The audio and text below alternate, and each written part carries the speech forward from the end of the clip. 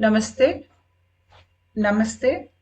मैं 10 महाविद्या देवियों का वीडियो बना रही हूँ सीरीज़, प्लेलिस्ट भी है। वहाँ पर मैंने अ, ऑलरेडी काली माँ, तारा माँ और त्रिपुरा सुंदरी के ऊपर मैंने वीडियोस बनाया है।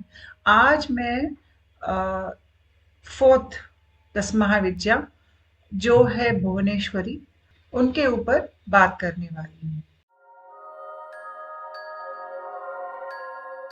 10 महाविद्या की साधना ऐसी साधना है जो आदमी को मोक्ष की ओर ले जाती है, 1 या 2 जन्म में।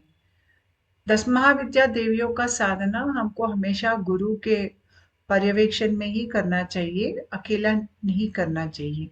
तो आज मैं माँ भुवनेश्वरी के बारे में बात करने वाली हूँ। वो भुवनेश्वरी है, यानी कि जो विश्व में अनेक लोक है। लोक का मतलब सिर्फ भौतिक लोक ही नहीं, सूक्ष्म लोक भी रहते हैं, कारण लोक भी रहते हैं। हमारे शरीर में जो चक्र की व्यवस्था है, हर एक चक्र एक तल होता है, यानी कि एक डायमेंशन। उस डायमेंशन पे अनेक लोक रहते हैं। ऐसे अनगिनत लोकों की महारानी है भुवनेश्वरी माँ। ये माँ का एनर्जी है, यानी कि ये सब लोकों का आधार भुवनेश्वरी माँ है। इनकी पालन पोषण भुवनेश्वरी माँ करती है। जब मैं लोक कहती हूँ तो हमारा हिसाब से हमारा जो भौतिक शरीर है, ये भौतिक लोक में रहता है। तो भौतिक शरीर और भौतिक लोक में जो चीज आपको नजर आ रहे हैं, पेड़ पौधे, पशु, आदमी, सबकी पोषण माँ भुवनेश्वरी करती है। वो सबकी माँ है, विश्व की माँ है। अगर आप ये विश्व को एक गर्भ से बाहर आता हुआ आप उसको ऐसा समझेंगे, तो वो गर्भ, विश्व का गर्भ जो है वो माँ भुवनेश्वरी है। पूरी विश्व उनसे प्रकटित होती है। और जब ये सृष्टि वापस लय हो जाती है तो माँ के गर्भ में ही लय हो जाती है। तो जैसे एक माँ, एक इंसान की माँ जैसे बच्चे को अपने कोख में रखकर उसको पैदा करती है, वैसे ही हम भी माँ के कोख से हमने जन्म लिया है। सिर्फ हम ही नहीं, जितने भी आपको जगह, स्पेस आपको भौतिक रूप में दिखता है या मानसिक रूप में, आपके अंदर एक जगह रहता है जहां पर आप अपने भावना को प्रकटित करते हैं। और आपके अंदर ऐसा जगह रहता है जहां पर आपकी आलोचना या विचार की धारा चलती है। और आपके अंदर ऐसी जगह रहती है जहां पर आप कह सकते हैं कि हृदय की दहराकाश, यानी कि ये स्पेस है, आकाश, स्पेस।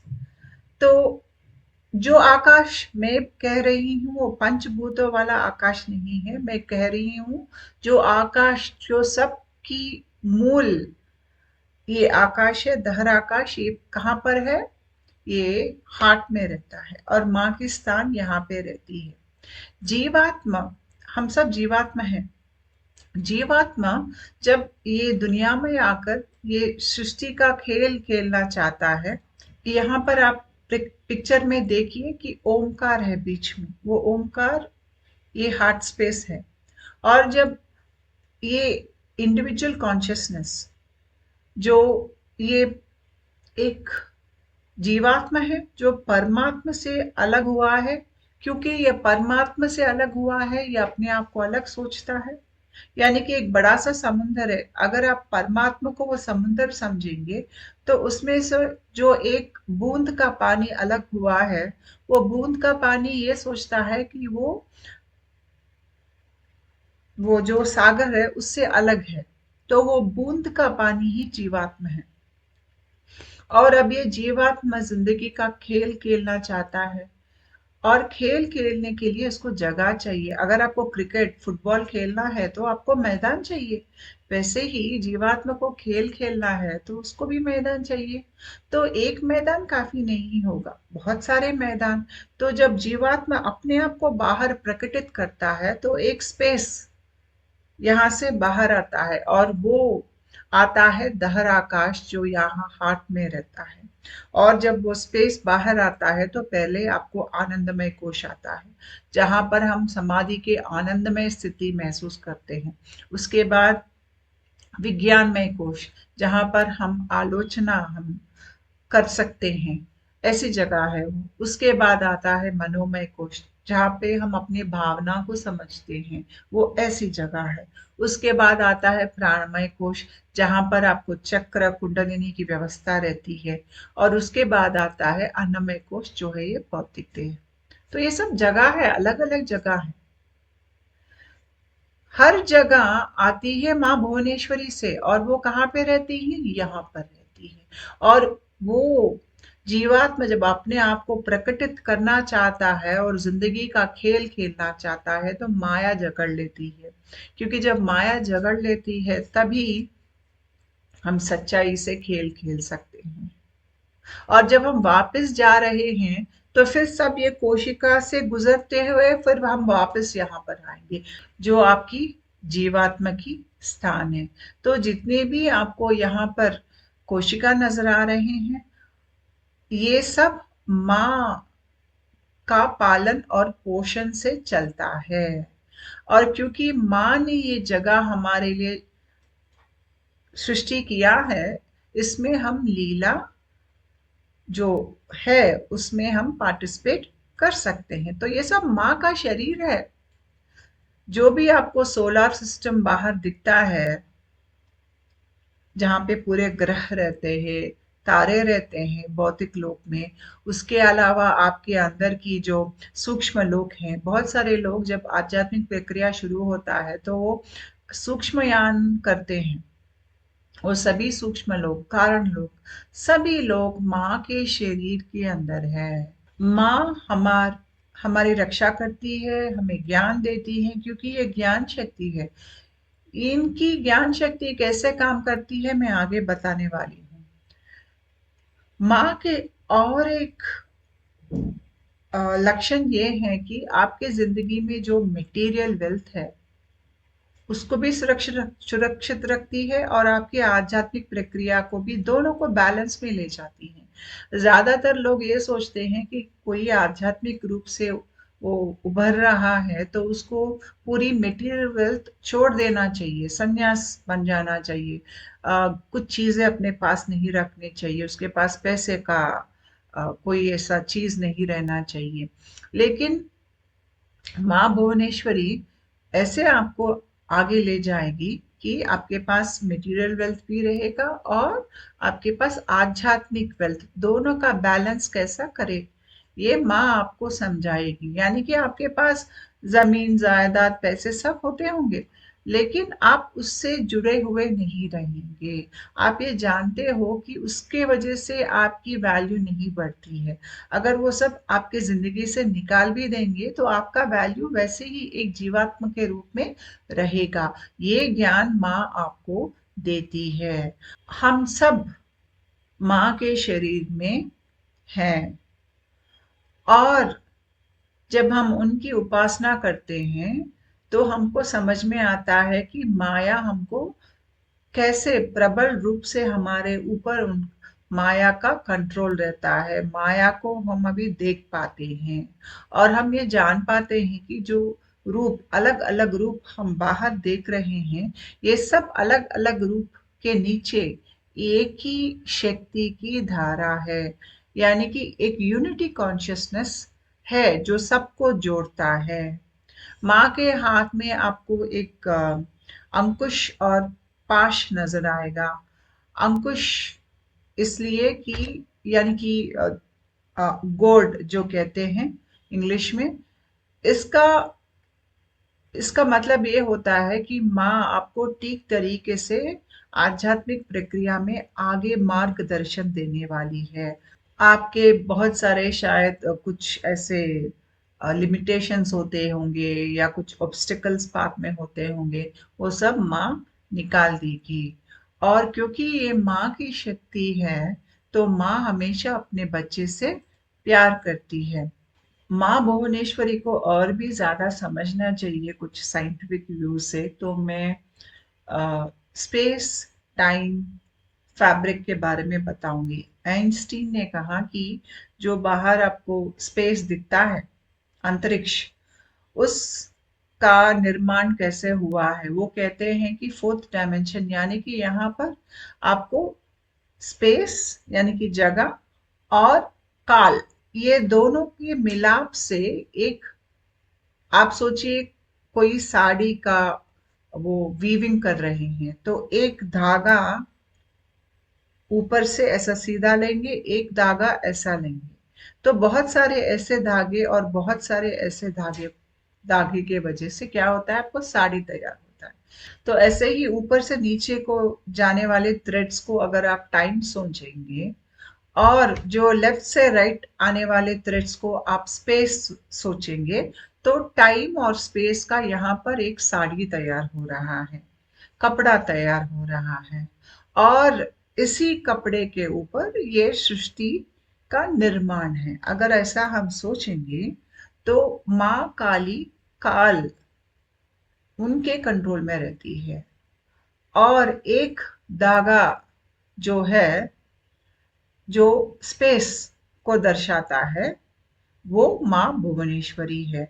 तो ये पूरा जो आपको स्पेस और टाइम फैब्रिक जैसे फिजिक्स में एक्सप्लेन करते हैं, जिसके ऊपर ये पूरी सृष्टि चल रही है, वो सब माँ काली और माँ भुवनेश्वरी का खेल है। ऐसे ही हमको काल और स्पेस, टाइम स्पेस फैब्रिक, ये अलग अलग लोकों में शायद अलग अलग रूप में आपको दिखेगा, क्योंकि ये भौतिक लोक है तो यहाँ पर आपको भौतिक रूप में दिखेगा। अगर आप सूक्ष्म यान करते हो, सूक्ष्म लोक में जाओगे, तो वहां भी आपको काल होगा, वहां भी आपको स्पेस होगा, लेकिन शायद उनका काल, समय कैलकुलेट करने का तरीका वो अलग होगा, और स्पेस भी सूक्ष्म स्पेस होगा। यानी कि जैसे कि हमारे धरती के ऊपर बहुत ऐसा डेंस मटेरियल आपको ऑब्जेक्ट्स दिखेंगे, वैसे सूक्ष्म लोक में सटल ऑब्जेक्ट्स दिखेंगे। यानी कि पूरा सूक्ष्म लोकों में सूक्ष्म वस्तु, सूक्ष्म शरीर ऐसा रहेगा, और आगे और जाएंगे तो कारण लोग दिखेंगे।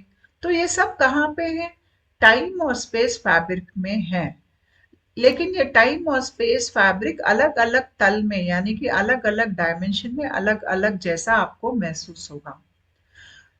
और पूरे जो ग्रह है, तारे हैं, बहुत सारे सृष्टि है, ये तो एक सृष्टि है, ऐसे अनेकों सृष्टि है, बहुत सारे तल जो डायमेंशंस है, पोर्टल्स। हम जब आध्यात्मिक प्रक्रिया से तो गुजरते हैं तो हम 11 पोर्टल देखते हैं। कभी कभी हमको लायंस गेट पोर्टल बोल के हमको दिमाग में एक विचार आता है, या आपको ऐसा लगता है कि आप बहुत द्वार से गुजर कर कहीं और जा रही हो। हर प्रक्रिया में उनको ये महसूस होता है, हर किसी को महसूस होता है कि उनकी स्पंदना शक्ति बढ़ रही है। और जब स्पंदन की शक्ति बढ़ती है तो उनको एक दशा में ऐसा लगता है कि वो एक द्वार से गुजर कर, ये सूक्ष्म लोक में कहीं होगा, वो उस द्वार से गुजर कर दूसरी ओर चले गए हैं। वहां जाने की वजह से उनके शरीर में कुछ बदलाव आया है। ऐसे बहुत सारे गेटवेज, पोर्टल्स, द्वार जो है, ये सब माँ भुवनेश्वरी के शरीर में है। और जो हम टाइम ट्रैवल करते हैं, यानी कि इंटर डायमेंशनल ट्रैवल जो करते हैं, ये सब भी माँ भुवनेश्वरी के शरीर में हो रहा है। हमारे जो विचारधारा है, हमारे जो भावनाएं हैं, इनकी भी जगह रहती है हमारे अंदर, सूक्ष्म जगह रहती है। ये सब भी माँ भुवनेश्वरी की जगह है। तो मैं जब स्पेस कह रही हूँ, तो स्पेस का मतलब बस जो बाहर दुनिया आपको दिख रहा है, उसके अलावा ये जो विश्व की जो स्पेस है, या अपने अंदर की जो स्पेस है, हमारा माइंड का स्पेस जो है, हार्ट का स्पेस जो है, चक्रास का स्पेस जो है, सब कुछ माँ भुवनेश्वरी है। और जब हमारी प्रक्रिया शुरू होती है तो हमारी चेतना अवस्था ये भौतिक शरीर से अंदर और अंदर और अंदर सूक्ष्म लोकों में जाती है। जब ऐसे अंदर जाती है तो हमारे शरीर में प्राण की बहाव ऊपर की तरफ गुजरती है। तो जब मैं तल के बारे में बात कर रही हूँ, यानी कि डायमेंशंस, डायमेंशंस आप सभी जानते हो कि 7 चक्र रहते हैं। यहाँ पर एक पिक्चर है आपको चक्रों का। ऐसे मूलाधार से लेकर ऊपर तक आपको चक्र मालूम है, तो हमको चक्र रहते हैं मूलाधार से नीचे भी, यानी कि अतला वितला सुतला तलातला रसातला पाताला, ये सब नीचे के चक्र है और ये पशु चक्र है, यानी कि जानवर के शरीर में ये लोग रहते हैं। और इस लोकों में नरक जैसे लोग भी बहुत है, जहां पर क्रोध, क्रूरता, हिंसा, जेलसी, लस्ट, ये बहुत ज्यादा रहता है लोगों में। तो जब जानवर आदमी बन जाता है, क्योंकि जानवर बहुत सारे जन्म लेने के बाद आखिर में वो आदमी बन के अगले जन्म में पैदा होता है, तो जानवर का सबसे ऊपरी चक्र जो है मूलाधार चक्र है। जब वो चक्र खुल जाता है तो वो जानवर अगले जन्म में इंसान बनकर पैदा होता है। तो ये जितने भी तल आपको दिख रहे हैं, जो नीचे नरक का तल से ऊपर दिव्य लोकों का तल जो है, बहुत सारे सृष्टि जो है, ये सब माँ के शरीर में है। और जब आप आदमी का आत्म परिणति कैसा होता है पृथ्वी के ऊपर, अगर इसका ज्ञान आप जान लेंगे तो माँ भुवनेश्वरी कैसे हमें एक स्थिति से, एक जन्म से दूसरी जन्म के और हमारे अंदर शक्ति बढ़ाकर कैसे हमको आगे ले जाती है, आपको और ज्यादा समझ में आएगा। आदमी जब पृथ्वी में पहला पैदा होता है तो एक सॉइल पार्टिकल, यानी कि कुछ सैंड जैसा पार्टिकल जैसा पैदा होगा, और वो मिट्टी जो है वो बाद में कुछ ऑल्गे या फर्न जैसा एक छोटा सा पौधा हो जाएगा, और उसके बाद घास, बड़े पौधे, उसके बाद पेड़ बन जाएगा, उसके बाद जानवर बनेगा, और बहुत जन्मों तक जानवर जैसा ही पैदाइश होगा। और जब आखिर जन्म में आता है जानवर, तो वो एक मनुष्य के संगत में आ जाता है। जैसे कि जहाँ पे मनुष्य अपने जिंदगी जी रहे हैं, जानवर आकर मनुष्य के संगत में जीता है, जैसे कि कुत्ते, बिल्ली या गाय जैसा। नहीं तो वो मनुष्य के आजू बाजू वो घूमते रहता है, मनुष्य को देखता है। क्यों? वो मनुष्य का जिंदगी समझता है वो जानवर, इसके वजह से अगले जन्म में वो मनुष्य पैदा होता है। और बहुत जन्मों के उपरांत मनुष्य जैसा पैदा होने के बाद उसकी अंदर की जो जानवर की प्रवृत्ति है, जो उसकी पशु तत्व से आई है, वो सब प्रवृत्ति पे वो काबू पा लेता है। काबू पाकर उसके बाद उसके व्यक्तित्व अच्छी तरीके से तैयार होती है। वहां पे उनको आध्यात्मिक प्रक्रिया की एक प्राप्ति वहां पर मिल जाती है, और वो दिव्यात्म बन के उनके शरीर में ये कुंडलिनी जागरण शुरू होता है, और उस जागरण के वजह से उनका कांति देह तैयार होता है, और उसके बाद वो ये पृथ्वी से चले जाते हैं, यानी कि जनन और मरण चक्र से उनको छुटकारा मिल जाता है। तो आदमी जो एक मिट्टी से एक महापुरुष बन जाता है, एक योगी बन जाता है, बहुत सारे दशाओं से हमको गुजरना पड़ता है, बहुत सारे जन्मों से गुजरना पड़ता है। हर स्थाई पर, हर स्थिति पर, हर जन्म में जिस माँ ने हमारा पालन और पोषण किया है वो माँ भुवनेश्वरी है। तो माँ भुवनेश्वरी के कृपा से हमारे अंदर आध्यात्मिक जागरण शुरू हो जाता है। जो आध्यात्मिक जागरण करना चाहते हैं, लेकिन जिनका अभी तक कुछ प्रक्रिया शुरू नहीं हुआ है, वो माँ भुवनेश्वरी का कृपा पाकर साधना करके अपने आध्यात्मिक प्रक्रिया शुरू कर सकते हैं। तो यहाँ पर टैरो कार्ड दिख रहा है। टैरो कार्ड से बहुत सारे लोग ज्योतिष शास्त्र जैसा इसको यूज करते हैं। तो वहां पर एक कार्ड रहता है, द फूल्स कार्ड। यहाँ पे आप देखेंगे तो एक आदमी जो अ, बहुत ही लगता है बहुत खुले दिल वाला इंसान है, जो खुश है। वो देख नहीं पा रहा है कि वो गड्ढे में गिरने वाला है या एक हिल के लास्ट में आ गया है। शायद एक और वो अ, पैर डालेगा तो नीचे गिर जाएगा खाई में। तो वो देख नहीं पा रहा है ये बात। उसके हाथ में गुलाब का फूल है, जो चक्र, अभी चक्र एक्टिवेट होने वाले हैं इंसान के। दूसरे हाथ में आपको एक डंडा दिख रहा है, जिसके ऊपर एक छोटा सा थैली जैसा है, वो उसका कर्म ऋण है। और वो डंडा उसके अंदर की अग्नि, जो ये कर्म ऋण को दग्ध कर देगा, वो लकड़ी उसका चिन्ह होता है। और सूरज दिख रहा है।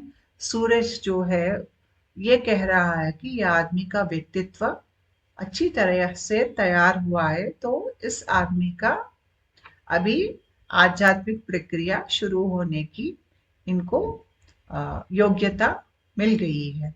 तो अगर आप ये आदमी को देखेंगे तो आपको ये मालूम होगा कि ये रिस्क टेकर है, बहुत ज्यादा रिस्क लेता है, अपने आप पर भरोसा करता है, भगवान के ऊपर भरोसा करता है। इतना भरोसा कर रहा है कि ऊपर की तरफ देखकर आगे खाई में वो पैर लगा रहा है।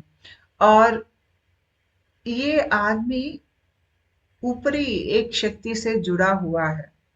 और जब आध्यात्मिक प्रक्रिया शुरू होता है तो हमारे शरीर में सबकॉन्शियस माइंड खुल जाता है। और सबकॉन्शियस माइंड जब खुल जाता है तो ये तो खाई में गिरने वाला जैसा ही एक सिचुएशन हमारे जिंदगी में आ जाता है। क्योंकि तब तक जितने भी हमारे अंदर पशु तत्व दबी हुई है, वो सब बाहर आने लगती है। हमारे मनस वो 3 भागों में बटा हुआ है।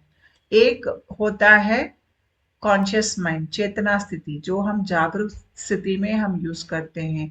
उसके नीचे होता है सबकॉन्शियस माइंड। यहाँ पे हमारे अनेक जन्म की कथा यहाँ पे रहती है। इसीलिए जब सबकॉन्शियस माइंड खुल जाता है तो बहुत सारे लोगों को अपने जन्म, पुराने जन्म याद आने लग जाते हैं। ये पुराने जन्म हमारे अंदर याद आना, हमारे अंदर की पशु तत्व के ऊपर हम विजयी होना, ये सब माँ भुवनेश्वरी के कृपा से ही होता है। और ये कॉन्शियस, सबकॉन्शियस, अनकॉन्शियस माइंड जो स्पेस है, ये सब माँ भुवनेश्वरी ही होती है। तो जब सबकॉन्शियस माइंड खुल जाता है तो ये खाई में जैसा गिरने वाली एक वैसे ही एक स्थिति यहाँ पर उत्पन्न हो जाती है। क्योंकि यहाँ पर हम जानते नहीं है कि किस चीज में जाकर हम गिर रहे हैं। वहां पे हमको कुछ दिखता नहीं है, हम उसके बारे में कुछ जानते नहीं है। ऐसा लगता है कि कोई जंगल में चले गए हैं और वहां पर हमारा हम लापता हो गए हैं। हमको किस तरफ जाना है, कैसे जाना है, हमें समझ में नहीं आ रहा है। तो यहाँ पर शुरू होती है स्पिरिचुअल अवेकनिंग स्पेस। जब हम एक स्पेस से लांग कर दूसरे स्पेस में जा रहे हैं। अगर ये आदमी को वो देखेंगे तो वो एक पहाड़ के ऊपर खड़ा है और वो आगे एक पैर डाल रहा है जहां पर धरती नहीं है। तो वो स्पेस को पार करके जा रहा है। और वो स्पेस को पार करके जाने के उपरांत ही या उसी समय में हमारा शरीर में आध्यात्मिक प्रक्रिया शुरू हो जाता है। तो ये स्पेस, एक कोशिका से दूसरे कोशिका में जाने वाली जो स्पेस बदलाव जो हमारे अंदर आता है, वो माँ भुवनेश्वरी के कृपा से आता है। क्योंकि हर स्पेस उनके अंदर है। जब हम आध्यात्मिक प्रक्रिया में एक दशा से दूसरी दशा के ओर जाते हैं, एक स्पेस से दूसरी स्पेस में जाते हैं, ये स्पेस में आगे पीछे अनेक लोकों में, अनेक तल में हम घूमते रहते हैं। ये सब माँ भुवनेश्वरी के कृपा से हम कर पाते हैं।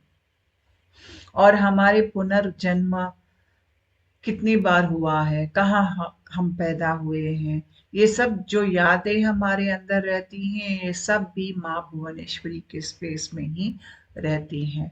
तो जिनको अपने जिंदगी में माँ का प्यार नहीं मिला है, शायद उनकी माँ जीवित नहीं है, या माँ से बिछड़ गए हैं, या माँ जिंदगी में रहकर भी उन्होंने कभी अपने बच्चे का ठीक से ख्याल नहीं रखा है।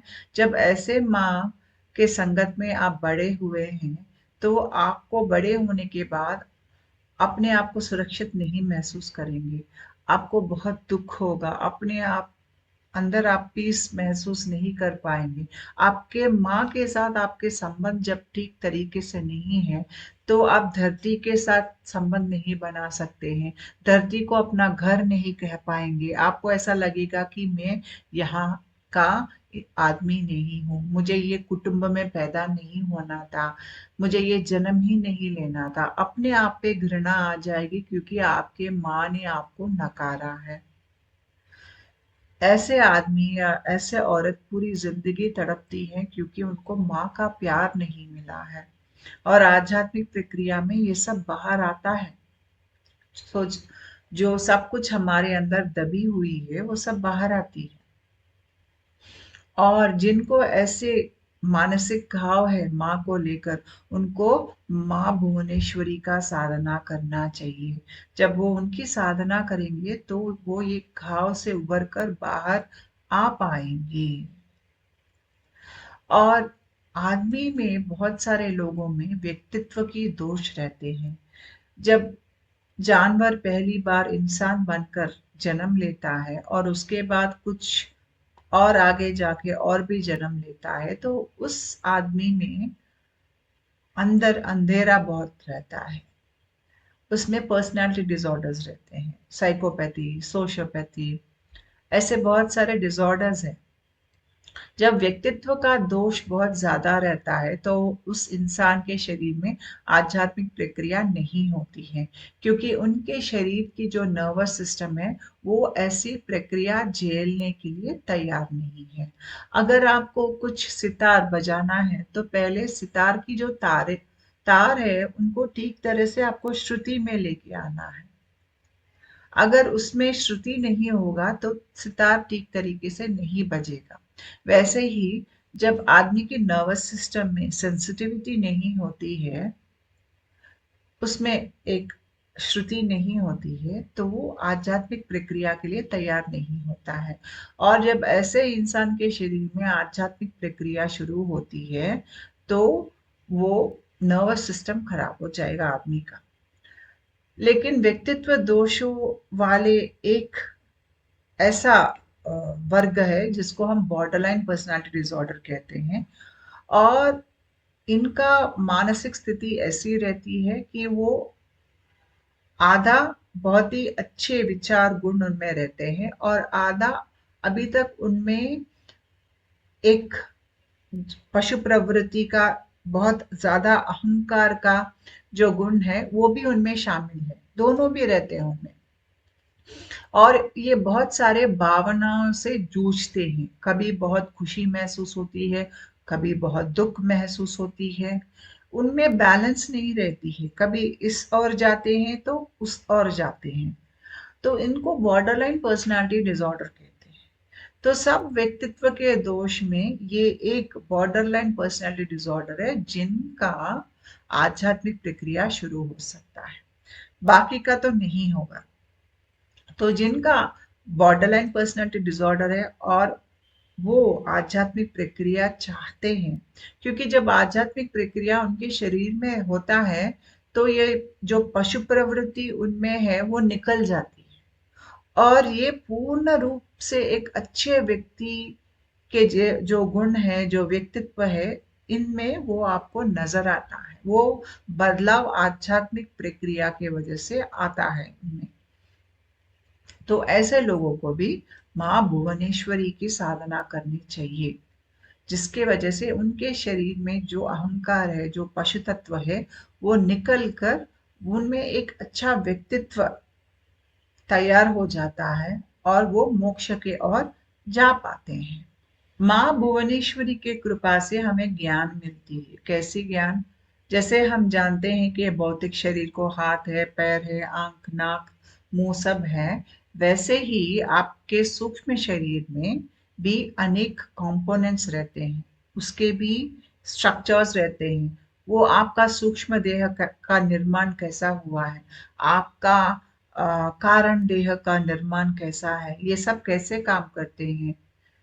जैसे कि आपने कार लिया है, कार का इंजन कैसा काम करता है, एक पार्ट दूसरे पार्ट के साथ कैसा काम करता है, ये ज्ञान आपको कार डिजाइनिंग करते वक्त डिजाइनर को चाहिए। वैसे ही हमको आध्यात्मिक प्रक्रिया में अपने आप को समझने के प्रयास में हमारे अनेक कोशिका मिलकर कैसे काम करते हैं, ये ज्ञान हम प्राप्ति कर लेते हैं आध्यात्मिक प्रक्रिया में। और ये ज्ञान हमें मिलता है माँ भुवनेश्वरी है से, क्योंकि वही ये पूरे कोशिका उन्हीं के शरीर में है।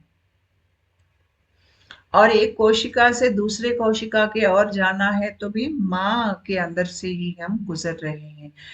माँ हमको ब्रह्म ज्ञान दे सकती है। और जब आध्यात्मिक प्रक्रिया हमारे शरीर में होता है तो हम अनेक दशा से गुजरते हैं, यानी कि प्राण का हमारे ऊपर शक्तिपात होना।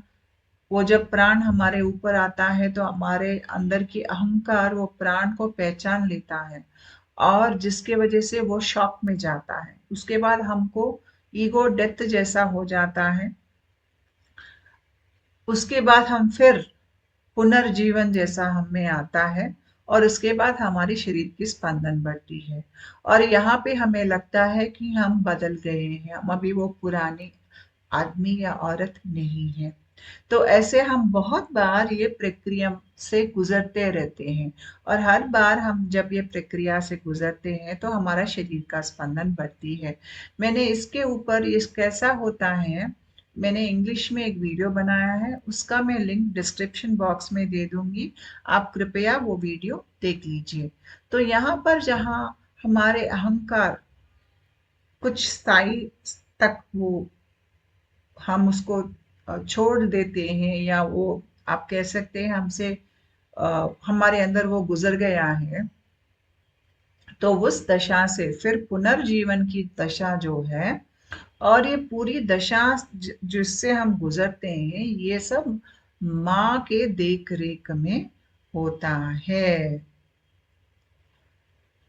तो अनेक कोशिका, मैंने कहा, मैंने आपको दिखाया कि हमारे अंदर इस कोशिका, एक कोशिका से दूसरे कोशिका के बीच में कम्युनिकेशन चलता है।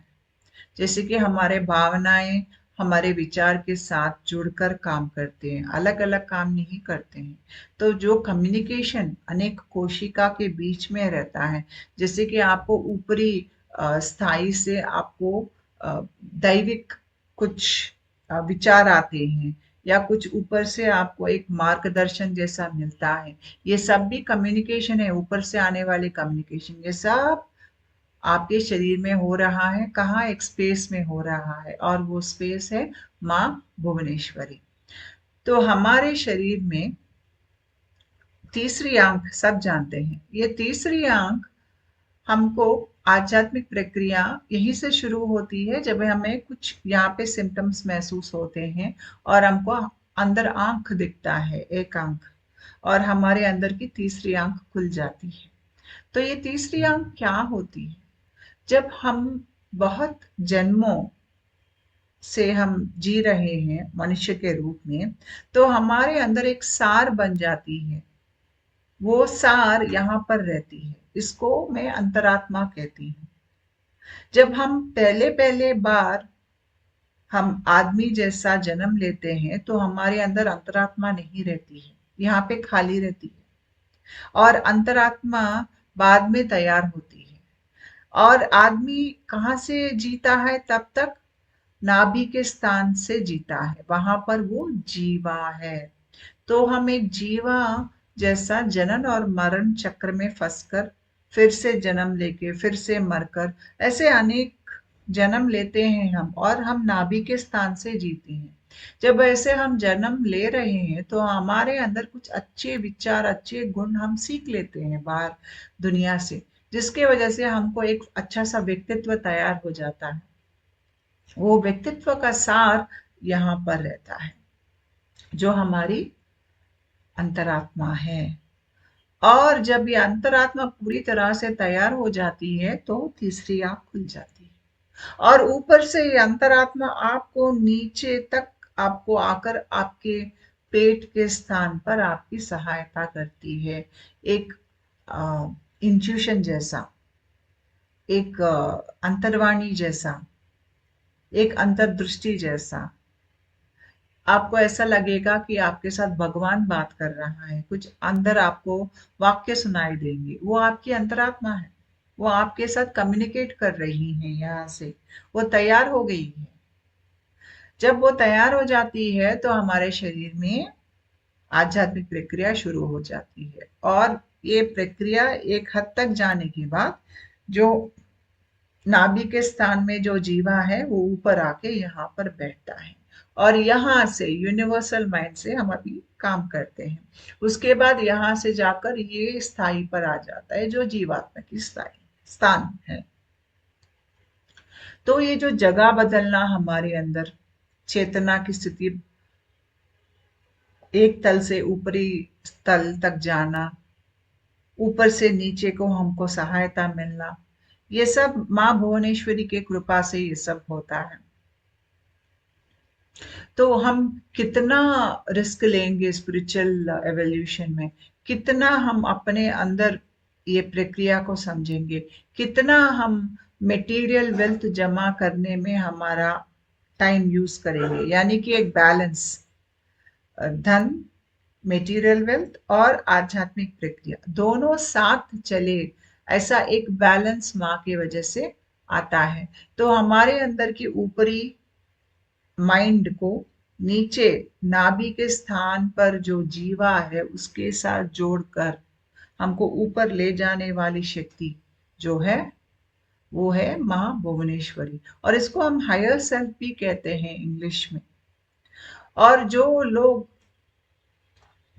ऐसे सोचते हैं कि वो बहुत ज्यादा दुखी है, वो जहां पर रहते हैं उनको खुशी महसूस नहीं होती है, उनको लगता है कि ये जगह मेरी नहीं है, शायद मैं दुनिया का नहीं हूँ, मैं यहाँ पर जी नहीं पा रहा हूँ। ऐसे लोगों को भी माँ भुवनेश्वरी की साधना करनी चाहिए, जिसके वजह से जब वो माँ की शक्ति से जुड़ जाएंगे तो ये सब दुख जो है ये सब निकल जाएगा, और जहां आप है आपको लगेगा कि हाँ मुझे यहीं पे रहना है, ये मेरी जगह है, मैंने कनेक्शन बना लिया है। तो माँ ये सब ज्ञान हमें देती है। बहुत सारे लोग प्रक्रिया में 11-11 पोर्टल है, वो गेटवे होता है, जब सबकॉन्शियस माइंड खुलता है उसके अंदर की मटेरियल बाहर आता है तो ये हमको दिखता है। ये सब माँ भुवनेश्वरी के शरीर में ही होता है। कभी कभी हमको प्रक्रिया में ऐसा लगता है कि हम कहीं फंस गए हैं, शायद प्रक्रिया आगे नहीं जा रही है। ऐसे लोगों को भी माँ भुवनेश्वरी की साधना करना चाहिए। जो घर में पूजा का स्थान है, हम उस स्थान को प्रोटेक्ट करके रखते हैं, अपने घर को हम सुरक्षित रखना चाहते हैं, हमारे दिल की जो स्थान है, जो जगह है, ये सब माँ भुवनेश्वरी है। और ये बहुत सारे लोग, बहुत सारे जीव, सबके अंदर जो एक शक्ति सबके अंदर सबके साथ है, वो एकत्व की शक्ति जो है, या एकत्व जो है, वो एकत्व की जो स्थान है, स्पेस है, वो हार्ट है। यहाँ पर हमको ऐसा महसूस होगा कि हम सब चीज से जुड़े हुए हैं, और वो स्थान है माँ भुवनेश्वरी का स्थान। तो मैं हमेशा माइंड को चंद्रमा से लिंक करती हूँ। यह चंद्रमा की स्थान है, इसीलिए जब आध्यात्मिक प्रक्रिया में आगे जाते हैं तो यहाँ पर हमको एक बिंदु चक्र है। यहाँ पर वो बिंदु चक्र दिखने में भी एक चांद जैसा दिखता है, और उस जगह में आपको एक कोल्डनेस कभी कभी प्रक्रिया में महसूस होगा, क्योंकि वो सब माइंड पूरा जो है वो चांद जैसा है। तो हमारे माइंड के अंदर हमारे प्रवृत्ति, एक जानवर की प्रवृत्ति, क्योंकि पिछले जन्म में हम जानवर थे, तो वो प्रवृत्ति पूरा सबकॉन्शियस माइंड में दबा हुआ रहता है। जब तक वो है वहां पर हम आध्यात्मिक रूप से बदल नहीं सकते हैं। तो जब सबकॉन्शियस माइंड खुलता है वो सब बाहर आता है, हम अपने आप को बहुत ज्यादा समझ पाते हैं। हमारे अंदर की जो अलक्षण है या जो जानवर की प्रवृत्ति है, हम उसको निकालते हैं, हम उसको पहचानते हैं, पहचान कर उसको निकाल देते हैं। निकालने की वजह से हमारे शरीर की स्पंदन बढ़ती है और हम आध्यात्मिक प्रक्रिया में आगे जा सकते हैं। हमारे अंदर क्या है सबकॉन्शियस माइंड में, ये दिखाने वाली शक्ति माँ भुवनेश्वरी है। और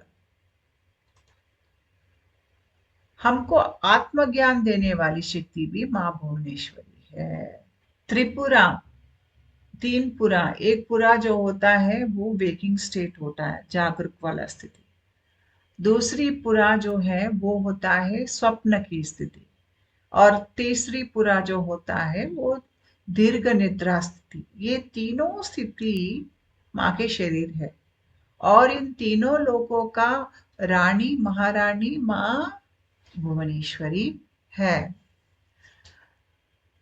तो माँ भुवनेश्वरी का चंद्रमा के साथ संबंध है, क्योंकि ये फेमिनाइन एनर्जी है। और स्त्रियों में पीरियड्स आते हैं, मेंस्ट्रुअल साइकिल आता है, और इस मेंस्ट्रुअल साइकिल का चांद के अलग अलग दशा जो है, जो अमावास्या से फिर पौर्णमी तक चांद अलग दशा से जो गुजरता है 28-29 डेज, उसका लिंक लेडीज में जो मेंस्ट्रुअल साइकिल है उसके साथ रहता है, उसका इफेक्ट रहता है। क्योंकि चांद फेमिनाइन एनर्जी है और भुवनेश्वरी माँ फेमिनाइन एनर्जी है, और आपके शरीर यानी कि अगर आप स्त्री हैं तो वो फेमिनाइन एनर्जी के वजह से ही आपके अंदर बच्चा पैदा करने की क्षमता, आपके अंदर की सृजनात्मकता, आपके अंदर एक मातृत्व का स्वभाव जो है वो सब वहां से आता है। और वो सब चीजों का सिंबल है माँ भुवनेश्वरी। इसीलिए अगर किसी को बच्चे चाहिए तो वो माँ भुवनेश्वरी को प्रार्थना करते हैं। जब हमारी आध्यात्मिक स्पंदन बढ़ती है तो सृष्टि के साथ हमारा संबंध भी बदल जाता है। वो कैसे बदलता है? हमारे शरीर में वायु रहते हैं, और जब हमारा स्पंदन बढ़ता है तो हमारे शरीर में जो व्यान वायु है, ऐसे ऊपर की तरफ अगर आप दो उंगली लगाएंगे तो यहाँ से बाहर आकर पूरे शरीर के बाजू में घूमकर फिर नीचे से ऊपर की तरफ आकर, वो यहाँ से शुरू होता है, इस जगह से शुरू होकर वो ऐसा घूमते रहता है। तो ये व्यान वायु जो है हर चक्र से जा रहा है। और जब आदमी की चेतना स्थिति बढ़ती है, जब मैं कहती हूँ कि आध्यात्मिक चेतना, उसकी मतलब क्या होती है? आध्यात्मिक चेतना की अर्थ ये होता है कि आप जरूरत से ज्यादा जागरूक होके जिंदगी को देख रहे हैं। आप जिंदगी अनुभव करने वाले से हटकर जिंदगी को देखने वाले, समझने वाले हो गए हैं आप। जिसके वजह से आप ये जान पा रहे हो कि आप ये शरीर के अलावा भी हो। आप अपने विचार नहीं हो, आप अपने भावनाएं नहीं हो, आप अलग अलग लेवल्स पर काम कर रहे हो। और आप ये जानते हो कि आपके भावनाओं से आप डिसआइडेंटिफाई कर सकते हो, आप अपने विचार से डिसआइडेंटिफाई कर सकते हो, आप हर चीज का प्रश्न करते हो। और वो प्रश्न ऐसा है, प्रश्न है जो सही प्रश्न है, जिसके वजह से आप सच्चान्वेषी बन जाते हो और आत्मज्ञान की तरफ जा रहे हो। जब ऐसे आप हो तो आपके शरीर में यौरिक फील बहुत ज्यादा बढ़ जाएगा। यानी कि आपकी चेतना की स्थिति अभी ऊपरी चक्रों के स्थाई से आ रही है। यानी कि यहाँ पर बुद्धि है। बुद्धि वो यूनिवर्सल माइंड है, वो सब चीज को प्रश्न करती है, सच्चाई देखने की क्षमता आप में आती है बुद्धि से।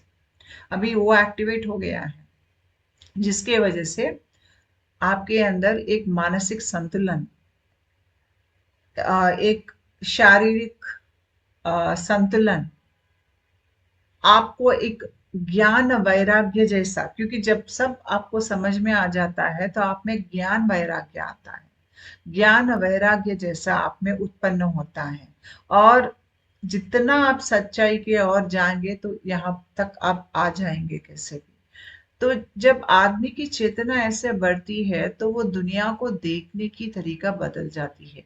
यानी कि वही टाइम और स्पेस को आदमी देखने के वजह से वो उसका इफेक्ट अलग होता है। जब हम ये सोचते हैं कि हम ये जिंदगी का एक्सपीरियंस हम कर रहे हैं, हम विक्टिम हैं, सब लोग मुझे तंग कर रहे हैं, नहीं तो मैं किसी और को सता रहा हूँ, जब ऐसे हम सोचते हैं तो हमको दुनिया ठीक से समझ में नहीं आती है। लेकिन जब हम बुद्धि से सोचते हैं, हम अपने आप को विक्टिम नहीं महसूस करते हैं, तब हमको बाहर स्थिति में सच्चाई दिखती है। और हमको ये भी दिखता है कि बाहर जो दुनिया में देख रहा हूँ ये टाइम एंड स्पेस है, और मेरी चेतना इसके साथ बात कर सकती है। इसीलिए योगी महात्मा जब वह ऊपरी स्पंदन में जाते हैं तो वो अपने सोच विचार से बाहर दुनिया को बदल सकते हैं, वो मैनिफेस्टेशन बहुत ज्यादा कर सकते हैं। क्यों? क्योंकि जब हमारी चेतना बहुत ऊपरी स्थाई पर जाती है, वहां से काम करती है, तो वहां से हम बाहर की दुनिया, हमारी अंदर की दुनिया को ज्यादा कंट्रोल कर सकते हैं, उसके साथ हमारे संबंध वो बदल जाता है। और जितना आप अवेयरनेस में आएंगे उतना आप अपने आप पे काबू पाएंगे, तो उतना आप टाइम और स्पेस के और जा रहे हो, दूसरे और जा रहे हो। तो ये प्रक्रिया में एक स्थाई पर जब समाधि में जाएंगे तो काल और टाइम और स्पेस हम उसके दूसरी ओर चले जाएंगे हम। और वो समाधि स्थिति है जो यूनिटी कॉन्शियसनेस स्टेट है। तो ये भी प्रक्रिया की भाग है। तो जब तक हमको फिर स्पेस बाहर उत्पन्न नहीं होगा, हम फिर वापस आके दुनिया में फिर जी नहीं पाएंगे। तो ये ऑल्टर्ड स्टेट्स ऑफ कॉन्शियसनेस, ये सब माँ भुवनेश्वरी के वजह से हमें महसूस होता है। इसीलिए जितना हम अपने आप को बदलते हैं आध्यात्मिक प्रक्रिया में, जितना हमारा स्पंदन बढ़ता है, उतना ही हमारा संबंध अपने आप से, दुनिया से, भगवान से, विश्व से वो बदलता है। उतना हम पावरफुल हो जाते हैं, सिद्धि भी इसीलिए आते हैं। तो ये सब मूल, सब सब लोगों का मूल, हमारे अलग अलग कोशिका जो है, उस सब का मूल जो है माँ भुवनेश्वरी है, जो यहाँ पर विराजमान है। नमस्कार।